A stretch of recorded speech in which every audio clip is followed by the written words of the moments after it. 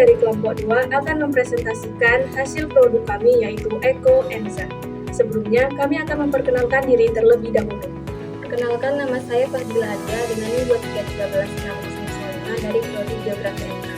Saya Nurleni Marlina dengan NIM 23030063 dari Prodi Matematika MK. Saya Lili Ayastari dengan NIM 23032070 dari Prodi Biologi MK. Saya Desmita Putri dengan NIM 23030005 dari Prodi Matematika MK. Saya Daza Amawatani dengan NIM 23052009 dari Prodi PPKN. Baiklah, berikut penjelasan mengenai produk kami. Saya akan menjelaskan tentang Eko Enza. Sampah organik merupakan penyumbang sampah terbesar di Indonesia. Menurut KLHK tahun 2022, timbunan sampah nasional mencapai 68 juta per tahun. Melihat permasalahan tersebut, kami mencari inovasi yang bernilai ekonomis dengan produk Eko Enza. Eko Enza sendiri adalah cairan serbaguna yang terbuat dari 100% bahan organik. Eko Enza terbuat dari ekoenzim yang merupakan fermentasi dari sisa sayuran dan juga potongan buah yang dicampur dengan molase atau gula merah, ditemukan oleh Dr. Rosukan von Panfak.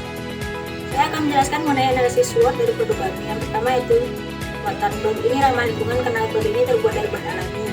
Kedua, produk ini dapat dibuat sendiri dari bahan-bahan yang mudah didapati. Yang ketiga, produk ini multiguna sehingga dapat digunakan berbagai keperluan. 4. Produk ini tidak mengandung bahan kimia yang berbahaya. Yang kelima, semakin populer, kesadaran masyarakat tentang manfaat ekoenzim semakin meningkat.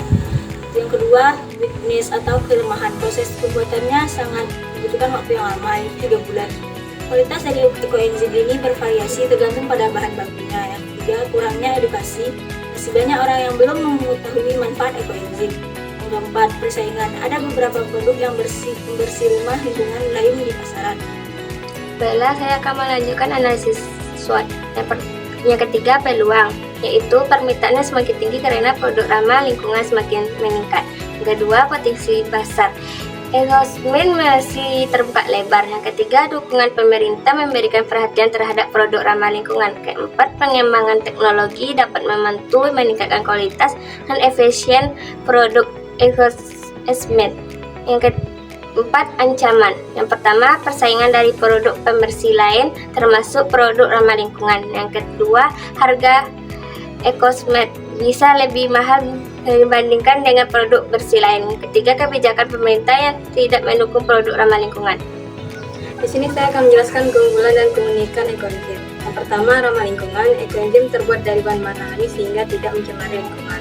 Lalu yang kedua, hemat biaya. Ekoenzim terbuat dari bahan-bahan yang mudah didapat. Lalu multiguna. Ekoenzim dapat digunakan untuk berbagai keperluan seperti membersihkan rumah tangga dan sebagainya. Dan terakhir, aman digunakan. Ekoenzim tidak mengandung bahan berbahaya sehingga aman digunakan untuk anak-anak dan hewan peliharaan. Lalu keunikan ekoenzim. Yang pertama, dapat digunakan untuk membersihkan peralatan memasak tanpa meninggalkan residu kimia. Lalu yang kedua, ekoenzim dapat digunakan sebagai pupuk organik untuk membantu pertumbuhan tanaman.